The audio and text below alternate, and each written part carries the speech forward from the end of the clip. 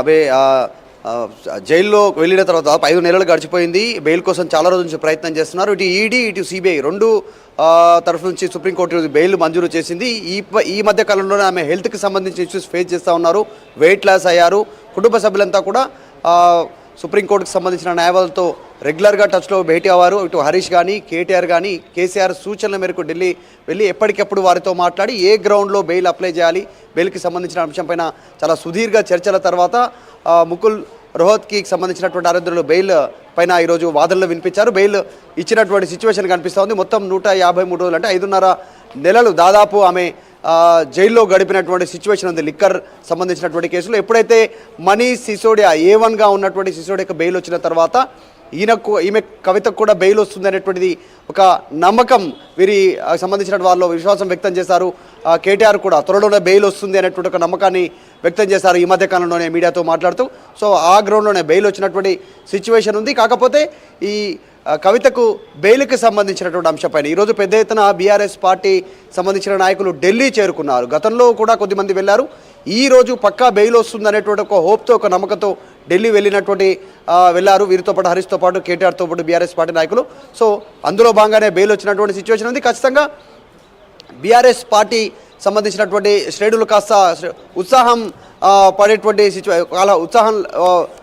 Situation. ఎందుకంటే ఈరోజు గతం నుంచి వీరు ఈ కేసు అంతా కూడా ఫేక్ కావాలని లిక్కర్ పాలసీలో విరికించారు. ఎలాంటి అవినీతి చేయలేదు, ఎక్కడ ఇన్వాల్వ్మెంట్ లేదు, ₹1 ఎక్కడ చేతి మారినట్టు కానీ ఆధారాలు లేవంటూ వీళ్ళు వెర్షన్ చెప్తా ఉన్నారు. సిబిఐ ఈడీ వాదనలు వేరే ఉన్నప్పటికీ కూడా వీరి పార్టీ వెర్షన్, పార్టీకి సంబంధించిన నాయకులు కుటుంబ సభ్యుల వెర్షన్. గత కొంతకాలం నుంచి కుటుంబ సభ్యులు ఇదే అంశాన్ని ప్రస్తావించే ప్రయత్నం చేశారు. మొత్తానికైతే ఎమ్మెల్సీ కవితకు బెయిల్ రావడం పైన బీఆర్ఎస్ పార్టీ శ్రేణులు సంతోషం వ్యక్తం చేస్తూ ఉన్నాయి. ఒక్కొక్కరు నాయకులు ఇక్కడికి చేరుకుంటున్నటువంటి సిచ్యువేషన్ ఉంది. మనం చూస్తూ ఉన్నాం. చాలామంది నాయకులు వచ్చారు. ప్రస్తుతం రాకేష్ రెడ్డి బీఆర్ఎస్ పార్టీ నాయకులు కూడా ఉన్నారు ఇక్కడ. బెయిల్ వచ్చింది, చాలా రోజుల నుంచి ప్రయత్నం చేస్తూ ఉన్నారు. ఎట్లా అనిపిస్తుంది బెయిల్ వచ్చింది అంటే? ధర్మాన్ని కాపాడితే ధర్మమే మనల్ని కాపాడుతుంది అనేది చాలా సందర్భాల్లో మనం వింటూ ఉంటాము. అంటే బీఆర్ఎస్ పార్టీ కూడా కవిత గారు అరెస్ట్ అయిన తర్వాత మనం కోర్టు మీద నమ్మకం పెట్టుకుందాం, చట్టాల మీద నమ్మకం పెట్టుకుందాం అనే ఒక భరోసాతోనే ఎన్ని నాళ్ళు వెయిట్ చేశారు. దాదాపు ఒక 125 రోజులు దాటింది. ఒక మహిళ అన్ని రోజుల పాటు జైల్లో ఉండి తర్వాత పార్టీ కూడా ఓపికతోనే దాన్ని లీగల్గా ఎదుర్కోవాలనే దృక్పథాన్ని వ్యక్తం చేయడము, ఆ దృక్పథాన్ని ప్రదర్శించడము, చివరిగా ఈరోజు బెయిల్ రావడం నిజంగా సంతోషదాయకం. ఇది క్యాడర్కు ఒక మొరాల్ బూస్టర్గా ఉంటుంది. కేసీఆర్ గారు అయితే మొదటి నుండి కూడా ఈ కేసు విషయంలో చాలా ధీమాగా ఉన్నారు. తప్పకుండా కవిత గారు బయటకు వస్తారని చెప్పి వారు ధీమాగా ఉన్నారు. ఈరోజు కోర్టులో కూడా జడ్జిమెంట్ సందర్భంగా జడ్జి కూడా చెప్పారు. అంటే ఒక వెల్ ఎడ్యుకేటెడ్ అయినంత మాత్రాన ఒక కౌన్సిల్ మెంబర్ అయినంత మాత్రాన ఆమె ఏదో ఇన్ఫ్లుయెన్స్ చేస్తుంది అని చెప్పడానికి వీల్లేదు, దాన్ని అడ్డం పెట్టి బెయిల్ నిరాకరించడానికి వీల్లేదు అని చెప్పేసి వారు చెప్పడం జరిగింది. కాబట్టి తప్పకుండా ఇప్పుడు ఏ రకంగా బెయిల్ వచ్చిందో తుది తీర్పు కూడా ఆ రకంగా ఉంటుందని చెప్పేసి పార్టీ క్యాడర్ అంతా కూడా అనుకుంటున్నారు.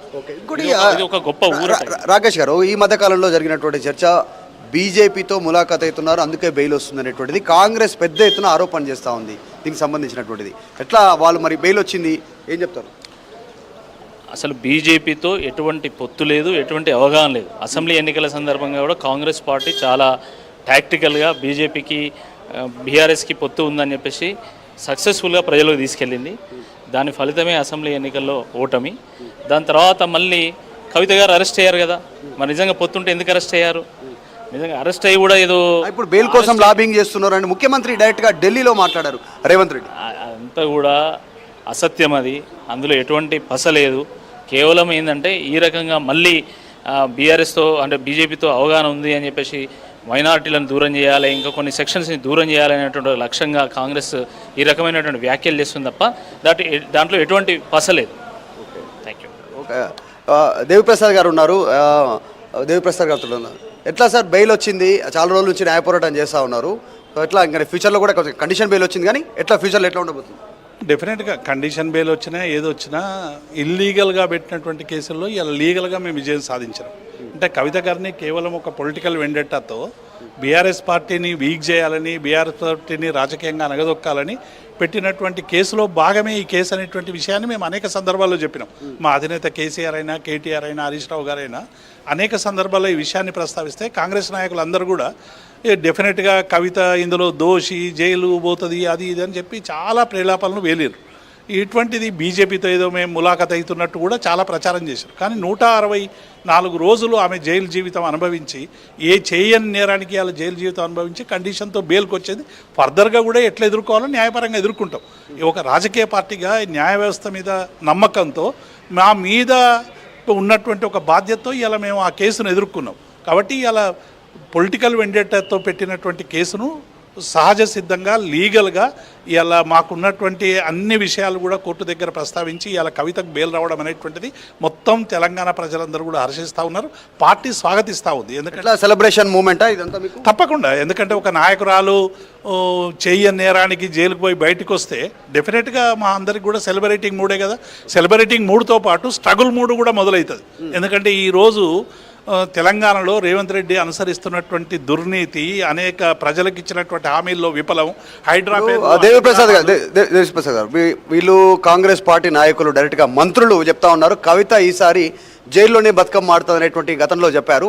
సో దసరాకి ముందు ఈరోజు బెయిల్ వచ్చినటువంటి సిచ్యువేషన్ ఒక నెల ముందు.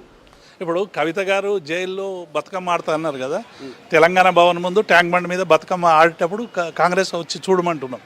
ఎందుకంటే కవిత గారికి బతుకమ్మ అనేటువంటిది ఆమె ఒక సింబాలిక్. కవితమ్మ గారిని దాన్ని అసలు తెలంగాణ కల్చర్కు సంబంధించినటువంటి వాటిని కూడా ఇలా అవహేళన చేసే పద్ధతిలో కాంగ్రెస్ వాళ్ళు మాట్లాడడం అనేటువంటిది విడ్డూరం. ఒక మహిళ, ఒక నాయకురాలు ఇలా చెయ్యని నేరానికి జైలుకు పోతే దానికి సంబంధించి మీరేమైనా ఇంప్లీడ్ కండి, మళ్ళీ రేవంత్ రెడ్డి సుప్రీంకోర్టులో ఇంప్లీడ్ కమ్మనండి. కవిత గారు చేసినటువంటి ఏమైనా ఆధారాలు ఉంటే ఇట్లా బయట మాట్లాడడం కాదు కదా. కవిత మా నాయకురాలు, ఆమె ఏ నేరము చేయలేదనేటువంటి విషయాన్ని మేము అనేక సందర్భాల్లో చెప్పినాము. అదే ఇవాళ కోర్టులో రుజువైంది కదా. అందుకే బెయిల్ వచ్చింది. ఇవాళ 164 రోజులు ఆమె జైల్లో ఉండి ఒక ధీర వనితలాగా ఇవాళ రావడం అనేటువంటిది మేము అందరం హర్షిస్తూ ఉన్నాం. అందుకే ఒకవైపు మాకు సెలబ్రేటింగ్ మోడ్ ఉంది, ఇంకొక వైపు స్ట్రగుల్ మోడ్ కూడా ఉంది. Okay, right. పల్లె రవికుమార్ గారు ఉన్నారు.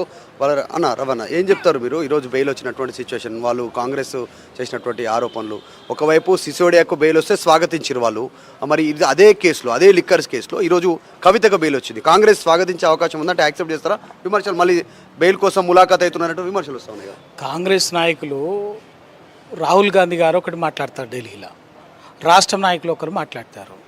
అదే కాంగ్రెస్ పార్టీ నాయకులు ఏం మాట్లాడినారు? ఈడీకి సంబంధించి, సిబిఐ కేసులకు సంబంధించి రాజకీయ ప్రత్యర్థులని టార్గెట్ చేసుకొని బీజేపీ ప్రభుత్వము, నరేంద్ర మోడీ ప్రభుత్వము వేధిస్తున్నది అని చెప్పేసి కాంగ్రెస్ నాయకులకు సంబంధించి వచ్చింది. ఇక్కడికి వచ్చేసరికి మాత్రం ఇంకో రకంగా మాట్లాడతారు.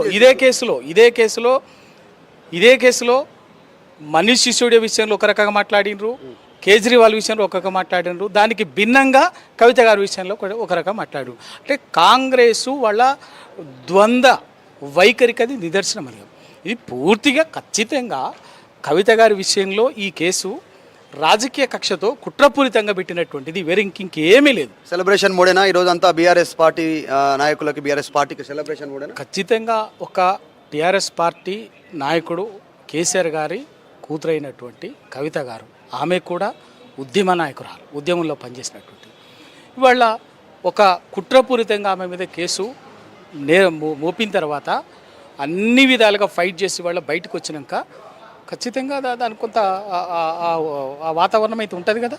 ఎందుకు ఉండదు? ఖచ్చితంగా ఉంటుంది. ఎందుకంటే ఇవాళ రాజకీయ కుట్రల్ని అన్నిటినీ అధిగమించి రాజకీయంగా అటు కాంగ్రెస్ చేసినటువంటిది, బీజేపీ ప్రభుత్వం చేసినటువంటి ఈడీ, సిబిఐని